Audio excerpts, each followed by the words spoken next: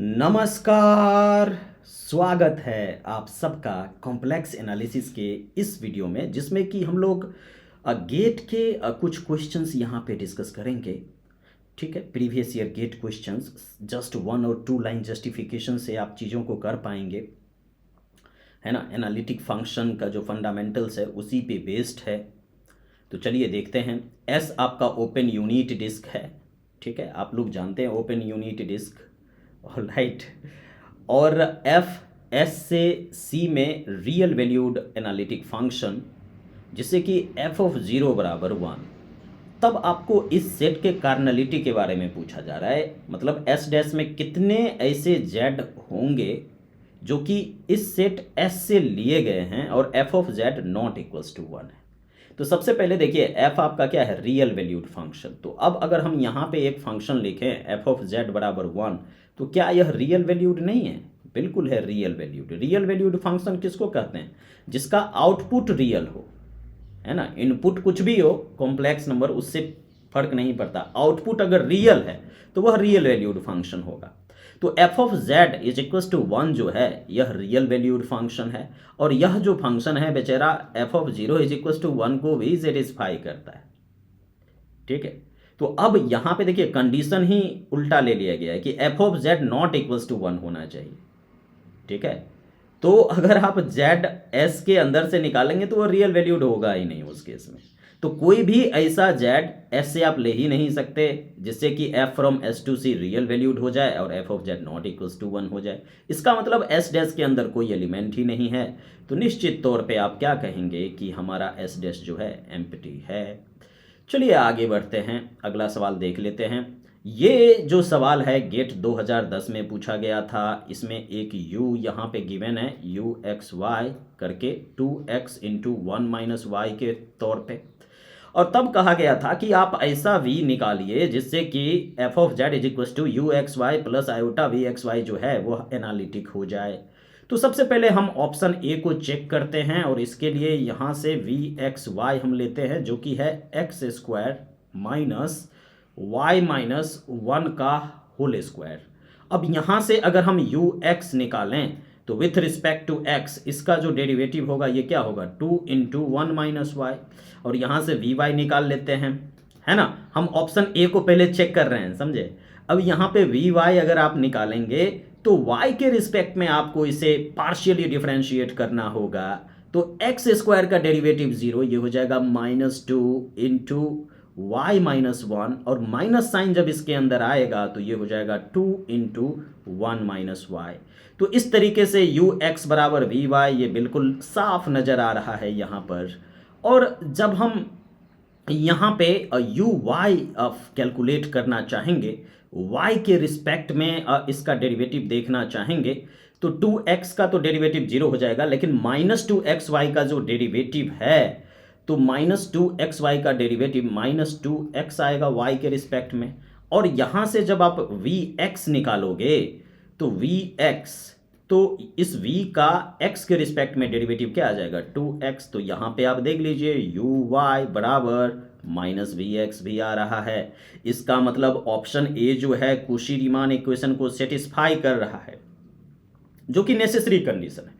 बाकी ऑप्शन में भी जब आप चेक करेंगे तो आपको पता चलेगा कि वह कौशी रीमान इक्वेशन को भी सेटिस्फाई नहीं कर रहा है। तो एनालिटिक होने की जो पॉसिबिलिटी है वो सिर्फ ऑप्शन ए से ही संभव है। तो ए आपका यहाँ पे राइट आंसर हो जाएगा। अब देखिए एक और खूबसूरत सा सवाल मैं आपको जैसा कि पहले ही अब बता चुका हूं या अभी भी बता रहा हूं कि देखिए ये क्वेश्चंस देखने में कितने अच्छे लग रहे हैं कि एफ ऑफ जेड एनालिटिक है। यहाँ पे एक बार फिर से ओपन यूनिट डिस्क, यही ना है आपका open unit disc, Z belongs to C mod Z minus 1 less than 1। और इस तरीके से कि एफ ऑफ 1 बराबर 1 है, ठीक है, एफ ऑफ 1 बराबर 1 है। अगर एफ ऑफ जेड बराबर एफ ऑफ जेड स्क्वायर हो जाए for all Z belongs to D, तो which of the following statement is not correct. तो इसमें से कौन सा स्टेटमेंट है जो कि करेक्ट नहीं होगा, इसके विषय में बात करना है। तो देखिए यहाँ पे भी एक मैपिंग, एक फंक्शन जो है आपको सेट करने की जरूरत है। और एक बार फिर से जब F of Z is equal to 1 ले लेंगे तो बीइंग कांस्टेंट फंक्शन जो कंडीशंस है उसको सेटिस्फाई करना चाहिए। ये तो ओपन यूनिट डिस्क पे एनालिटिक हो जाएगा, एफ ऑफ वन अगर आप निकालिए तो भी 1 है, इसको भी सेटिस्फाई कर गया। एफ ऑफ जेड बराबर जेड स्क्वायर, तो एफ ऑफ जेड 1 है, और एफ ऑफ जेड स्क्वायर कीजिएगा तो भी 1 ही होगा क्योंकि कांस्टेंट फंक्शन है। तो इस कंडीशन को भी सेटिस्फाई कर गया डी के हर एक जेड के लिए। तब इसमें कह रहा है कि कौन सा ऐसा है जो कि इसको सेटिस्फाई नहीं करता है। तो चलिए ना हम लोग function F of Z is equal to 1 ले लेते हैं।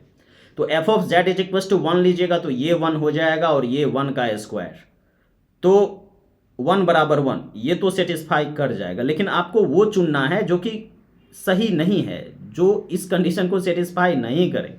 अगर आप एफ ऑफ जेड, तो यहाँ पे F of Z is equal to 1 है, तो जेड इज इक्वल टू 1 ले लीजिए कुछ देर के लिए, तो ये हो जाएगा एफ ऑफ हाफ बराबर हाफ इंटू 1। ठीक है, तो ये F of half is equal to यहाँ पे क्या हो जाएगा हाफ, इजंट इट। तो जेड इज इक्वल टू 1 के लिए हमने क्या देखा कि यहाँ पे 1/2 मिल रहा है ना, जेड इज इक्वल टू 1 के लिए। तो ये कहीं ना कहीं मतलब जो है इस कंडीशन को सेटिस्फाई नहीं कर रहा है। लेकिन आपको वही चुनना है जो सही नहीं है, तो बी को डेफिनेटली चुन लेंगे, क्योंकि यहाँ पे जेड इज इक्वल टू 1 रखेंगे तो एफ ऑफ जेड यानी कि एफ ऑफ 1 रखेंगे तो ये 1 आ जाएगा, और यहाँ पे भी एफ ऑफ 1 के बराबर है तो 1 बराबर 1, ये भी सेटिस्फाई कर रहा था। लेकिन हमें तो वो चुनना था जो कि सही नहीं है। और एफ ऑफ जेड अगर 1 है तो एफ डैश जेड आपका हो जाएगा 0, जेड बराबर 1 ले लीजिएगा तो एफ डैश 1 0, ये भी आ रहा है सही। लेकिन आपको उसे चुनना था जो सही नहीं है, तो इसीलिए आप किसे चुनेंगे, ऑप्शन बी को। ऑप्शन बी आपका सही है क्योंकि वही एक ऐसा है जो कि ट्रू नहीं है। तो बी आपका राइट आंसर, क्योंकि बी स्टेटमेंट ट्रू नहीं है। अब देखिए एक और एग्जाम्पल यहाँ पे सेट करने की ज़रूरत होगी। एफ ऑफ जेड आपको एक एंटायर फंक्शन सोचना है, एक ऐसा फंक्शन जो कि होल कॉम्प्लेक्स प्लेन के लिए क्या हो, एनालिटिक हो, और साथ साथ इस कंडीशन को भी सेटिस्फाई करे। ठीक है, तो फॉर सम के ग्रेटर देन 0, ऑल राइट, इस कंडीशन को भी सेटिस्फाई करे, और एफ ऑफ 1 बराबर आयोटा भी होना चाहिए। तो आप जो फंक्शन सोचोगे ना, एफ ऑफ जेड एंटायर होना चाहिए।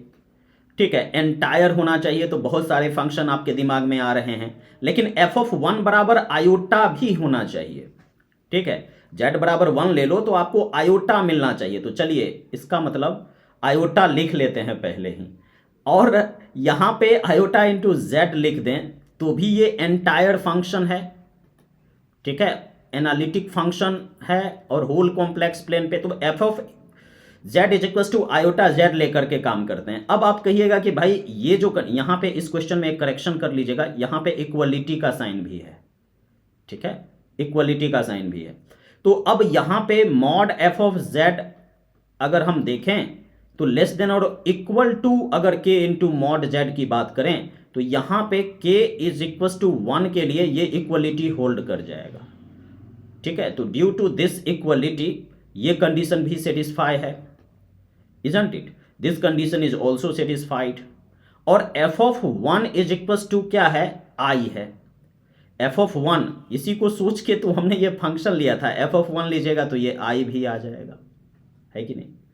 और तब आपसे पूछ लिया गया भैया एफ ऑफ आई का वैल्यू बता दीजिए, तो ये आपके पास तो पहले से है ना, एफ ऑफ आई आपको निकालना है, तो ये हो जाएगा I into I is equal to I square is equal to -1, तो ये आपका क्या -1 आपका आंसर आ जाएगा। तो इस तरीके से आज हमने गेट के कुछ क्वेश्चंस किए।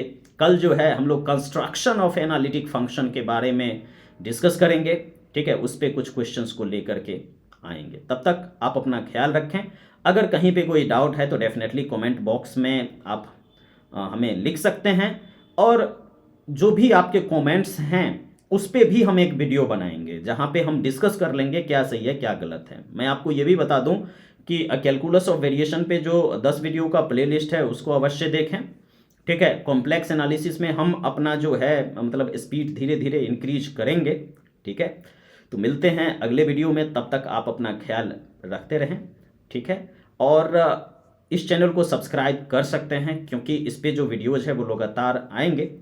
ठीक है, और शेयर भी कर सकते हैं जो ज़रूरत जो CSI नेट का प्रिपरेशन करते हैं। तो बहुत बहुत धन्यवाद, मिलते हैं अगले वीडियो में, तब तक आप अपना ख्याल रखें। धन्यवाद एक बार फिर।